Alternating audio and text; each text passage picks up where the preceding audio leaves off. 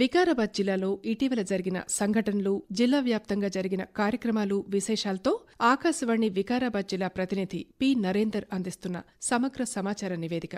కలెక్టర్ల బదిలీలో భాగంగా వికారాబాద్ జిల్లాకు నూతన కలెక్టర్గా ప్రతీక్ జైన్ను నియమించారు. ఈ మేరకు ఇటీవల కలెక్టరేట్ కార్యాలయంలో ఇప్పటివరకు పనిచేసి బదిలీపై వెళుతున్న సి. నారాయణ రెడ్డి నుంచి నూతన కలెక్టర్గా ప్రతీక్ జైన్ బాధ్యతలు తీసుకున్నారు. అనంతరం ఆయన మాట్లాడుతూ 2029 ఫిబ్రవరి వరకు రంగారెడ్డి జిల్లా అడిషనల్ కలెక్టర్గా పనిచేసి పదోన్నతిపై భద్రాచలం ఐటీడీఏ ప్రాజెక్టు అధికారిగా బాధ్యతలు తీసుకోవడం జరిగిందని చెప్పారు. వికారాబాద్ జిల్లాను అన్ని రంగాలలో అభివృద్ధి చేసేందుకు అన్ని శాఖల అధికారులు, ప్రజలు, ప్రజాప్రతినిధుల సహకారం తీసుకుని తన వంతు కృషి చేస్తానని తెలిపారు. ప్రభుత్వం అందిస్తున్న రుణాల ఆధారంగా మహిళల ఆర్థిక ఎదుగుదలకు తోడ్పాటు అందించాలని జిల్లా కలెక్టర్ ప్రతీక్ జైన్ చెప్పారు. మహిళల ఆర్థికపరమైన ఎదుగుదలకు ప్రభుత్వం అందిస్తున్న రుణాల కొరకు జిల్లా మహిళలను ఎంపిక చేయాలని ప్రతీక్ జైన్ అధికారులను ఆదేశించారు. ఇటీవల కలెక్టరేట్లో మహిళా శక్తి కార్యాచరణ ప్రణాళికపై జిల్లా గ్రామీణాభివృద్ధి సిబ్బంది, ఏపీఎంసీసీలతో అవగాహన కార్యక్రమం నిర్వహించడం జరిగింది. ఈ కార్యక్రమానికి ముఖ్య అతిథిగా విచ్చేసిన జిల్లా కలెక్టర్ 2024-25 సంవత్సరం కింద చేపట్టాల్సిన 14 రకాల పథకాలపై మహిళల్లో అవగాహన కల్పించి లబ్ధిదారుల ఎంపికపై కసరత్తు చేపట్టాలన్నారు. 100 రోజుల ప్రణాళికలో భాగంగా 2024-25కు సంబంధించి 9,722 యూనిట్లకు 11,354 లక్షల రూపాయల రుణాలకు గ్రౌండింగ్ చేపట్టాలని కలెక్టర్ అన్నారు.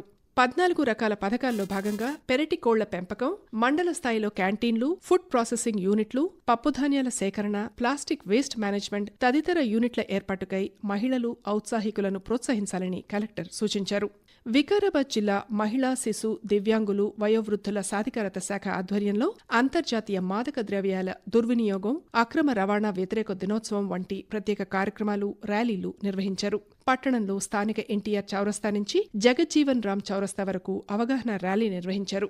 ఈ కార్యక్రమంలో జిల్లా అడిషనల్ కలెక్టర్ సుధీర్ మాట్లాడుతూ మాదక ద్రవ్యాల అలవాటు వల్ల మనుషులు శారీరకంగా దెబ్బతిని, మానసికంగా బలహీనపడి కుటుంబ సమస్యలు, ఆర్థిక సమస్యల్లో చిక్కుకుంటారని, కాబట్టి విద్యార్థులందరూ మాదక ద్రవ్యాలకు దూరంగా ఉండాలని పిలుపునిచ్చారు.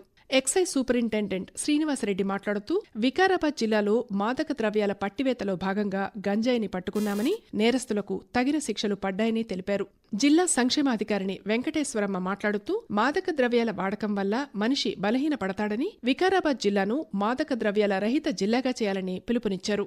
అడిషనల్ కలెక్టర్ సుధీర్ మాదక ద్రవ్యాల దుర్వినియోగానికి, అక్రమ రవాణా వ్యతిరేక దినోత్సవాలకి సంబంధించిన పోస్టర్లు విడుదల చేశారు. నిరుద్యోగ నిర్మూలనకు వికారాబాద్ ఎమ్మెల్యే, రాష్ట్ర శాసనసభాపతి జిల్లాలో ప్రత్యేక కార్యక్రమాలు చేపట్టారు.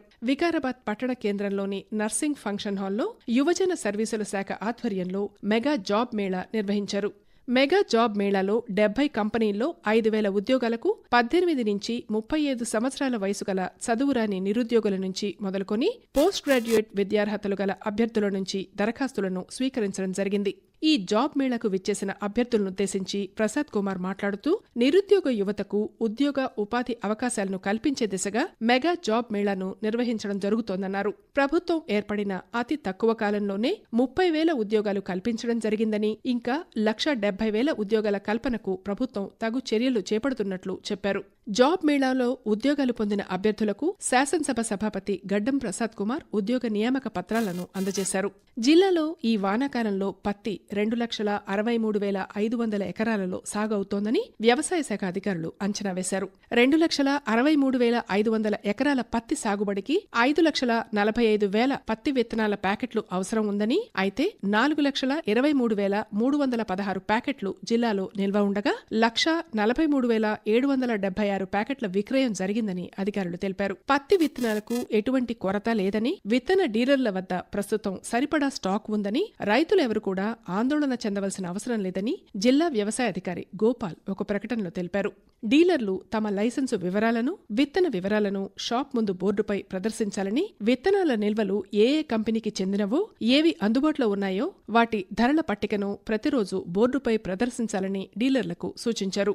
BG2 రకం ఏ కంపెనీదైనను సాగు చేసుకోవాల్సిందిగా రైతులకు విజ్ఞప్తి చేశారు.